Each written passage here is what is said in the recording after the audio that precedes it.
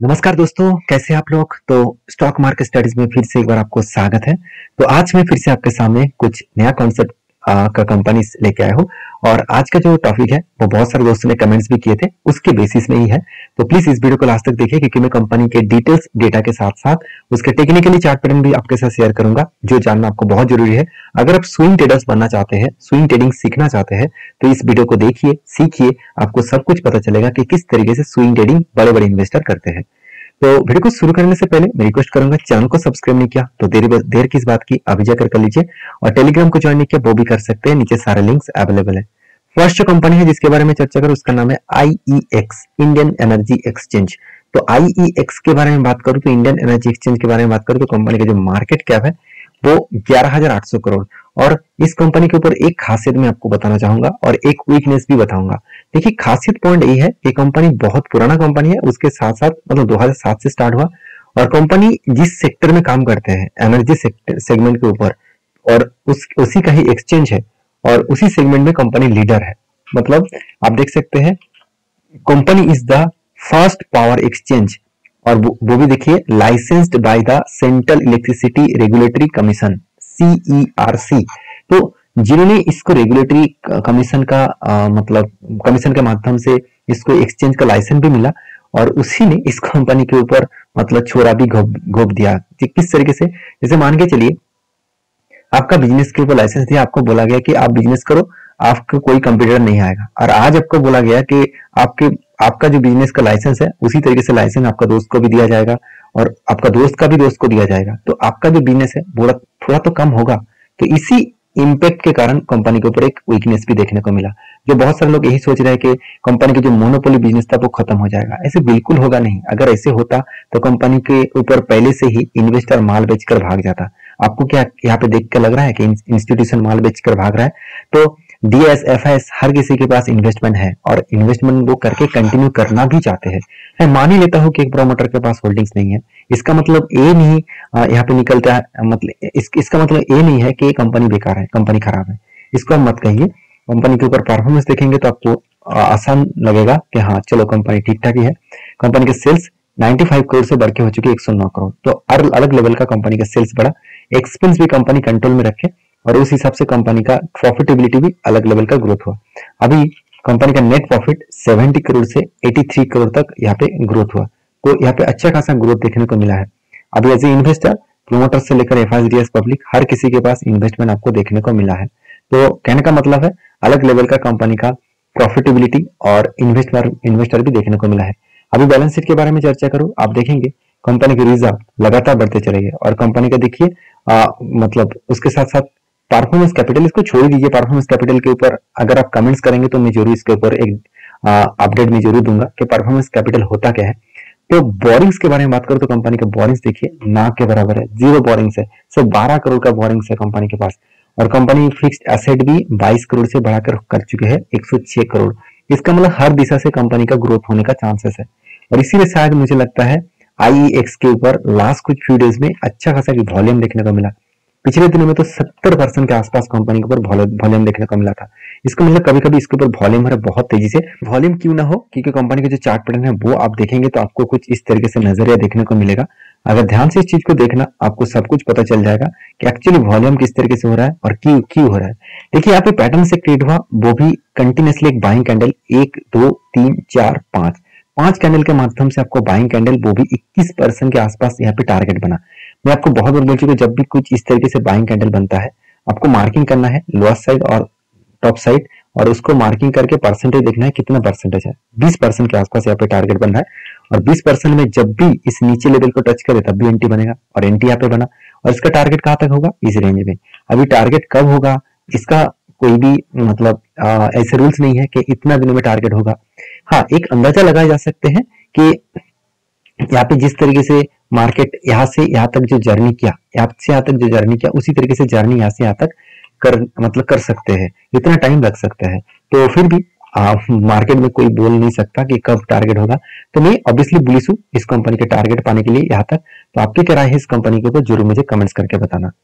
तो नेक्स्ट जो कंपनी है जिसके बारे में बात करूं उसका नाम है एवेन्यू सुपरमार्ट। देखिए एवेन्यू सुपरमार्ट जिसका नाम है डीमार्ट। आप सभी जानते हैं डीमार्ट राधा किशन दमानी जी का कंपनी है और इस कंपनी के ऊपर एक प्लस पॉइंट हमेशा मुझे देखने को मिलता है, इसका जो सुपर मार्केट है वो चेन सिस्टम के माध्यम से चलते हैं। सुपर मार्केट चेन सिस्टम, ये क्या बात हुआ?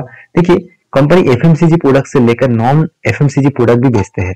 मतलब एफएमसीजी प्रोडक्ट तो बेचते ही है, उसके साथ साथ नॉन एफएमसीजी प्रोडक्ट भी कंपनी बेचते हैं।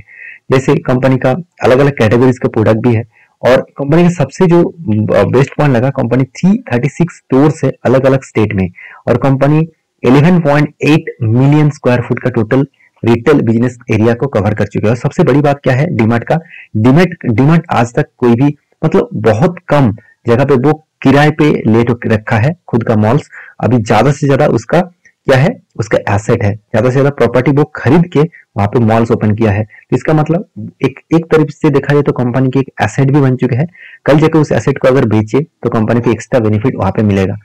तो डीमार्ट के ऊपर जो लोग सोच रहे हैं कि कंपनी अभी कंटिन्यूअसली गिरते जा रहे हैं, कंपनी बेकार है, तो उसके लिए मैं एक बात कहूं कि डीमार्ट जैसे कंपनी को अगर आप एग्जिट कर लेंगे तो मुझे लगता है आप फ्यूचर में बहुत ज्यादा मतलब तड़पेंगे कि हाँ उस टाइम में अगर एग्जिट ना लेता तो आज मुझे अच्छा खासा प्रॉफिट मिलता।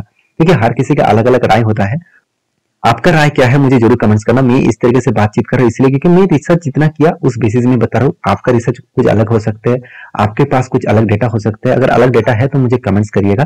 तो कंपनी का जो डेटा है वो मैं आपके साथ शेयर कर रहा हूँ। देखिए कंपनी का जो सेल्स ग्रोथ, अगर मैं हर सितंबर का मतलब लास्ट वीक फ्यू सितंबर का डेटा दिखा दूं तो आप देखेंगे तो कंपनी 5,300 करोड़ 2020 में था और 2021 में कितना था 7,700 करोड़, 2022 में था 10,600 करोड़, 2023 में बना 12,600 करोड़।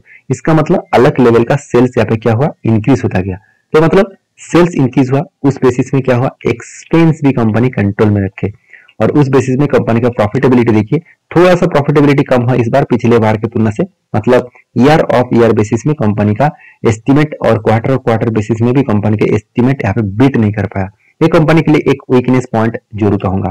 तो मेरे हिसाब से यहाँ पे वीकनेस पॉइंट देखने को मिला है और उस बेसिस में कंपनी को आगे बढ़ने का कैपेबिलिटी जरूर देखने को मिलेगा। क्योंकि देखिए मार्केट में जब डिमांड कम होता है, जब मार्केट में सिचुएशन कुछ नेगेटिविटी के पॉइंट के हिसाब से देखने को मिलता है तो हर कोई कंपनी के ऊपर थोड़ा सा प्रेशराइज तो बनता रहेगा। आज banking sector, finance sector, auto sector थोड़ा सा अपटेड मूवमेंट में है और बाकी सेक्टर में थोड़ा सा प्रेशराइज है। तो बाकी इन्वेस्टर के बारे में बात करूं तो देखिए प्रोमोटर से लेकर एफआईडीएस पब्लिक हर किसी के पास बराबर हिस्सेदारी है। किसी ने ज्यादा नहीं लिया, किसी ने कम नहीं लिया, मोटा मोटी देखा है तो हर किसी के पास हिस्सेदारी सेम टू सेम है। अगर यही चीज को मैं एज ए रेशियोज के बारे में बात करूं तो सबसे जो बेस्ट पॉइंट मुझे लगा वो है कंपनी के रेशियोज। अभी रेशियोज होता क्या है, सबसे पहले आपको जो रेशियोज देखना है वो है डेटोस डे। डेटोस डे, अगर आप डेटोस डे के बारे में बात करूं तो डेटोस डे वो होता है कि मान के चलिए मेरा एक प्रोडक्ट है, मैं प्रोडक्ट को कस्टमर को बेच रहा हूं तो कस्टमर कितने दिनों में मुझे पैसा वापस कर रहा है, मतलब पैसा चुका रहा है, उसको कहा जाता है कि डेटोस डे। मतलब कितने दिनों में जो मेरा डेटोस था वो मुझे पेमेंट्स किए, तो एक दिन के अंदर अंदर पेमेंट मिल रहा है। क्योंकि शॉपिंग मॉल में आप जब शॉपिंग करने के लिए जाएंगे तो उसी दिन आपको तो पैसा देने के बाद ही मॉल से आपको बाहर मतलब भेजा जाएगा, नहीं तो वो अंदर ही आपको माल रखकर बाहर आना पड़ेगा। तो इसी के कारण पैसा तो फटाफट हाथ में आ रहा है, तो ये कंपनी के लिए बेस्ट पॉइंट है।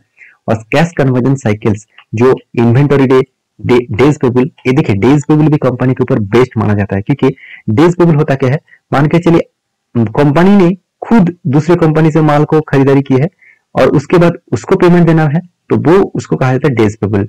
तो डेज पेबल कितना है, 8 दिनों में। कंपनी खुद जैसे पैसा भी फटाफट कमा रहा है उस तरीके से फटाफट उसका जो क्रेडिटर्स है जिसको वो पैसा देना है उसको भी फटाफट पैसा को वो मिटा रहा है।